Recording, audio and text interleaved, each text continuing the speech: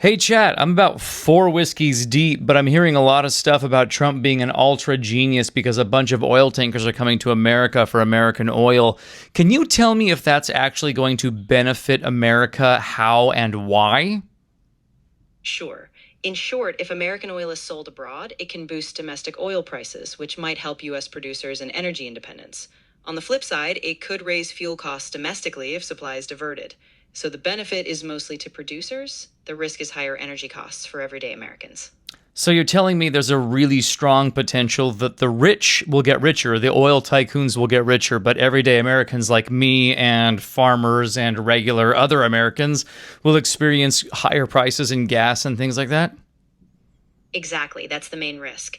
The windfall tends to flow to the big oil companies and investors, while ordinary people feel it at the pump and in their transportation costs. So, yes, the average American might bear the brunt in terms of higher prices. What is the end game here? What do you see as the final thing that's beneficial for all peoples of the world in this Iran conflict, especially the blockade of the Strait of Hormuz?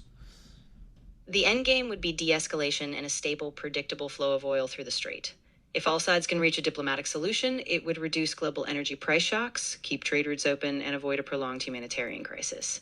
In short, long term peace and stability benefit everyone. Okay, that's the diplomatic process, but that's not Trump's style. What do you think Trump wants to do with it? Trump's style is typically more about leverage and brinkmanship, so he likely wants to use the blockade as a pressure tactic.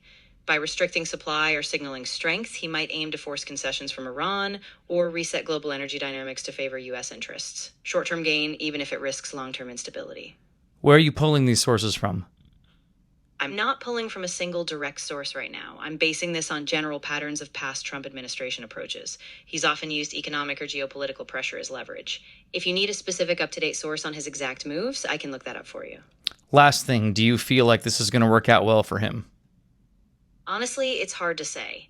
If the strategy causes a short term spike in oil prices or shifts leverage in negotiations, he might claim success. But if it backfires, raising domestic costs or destabilizing markets, it could really hurt him politically. So it's a risky bet. Hmm.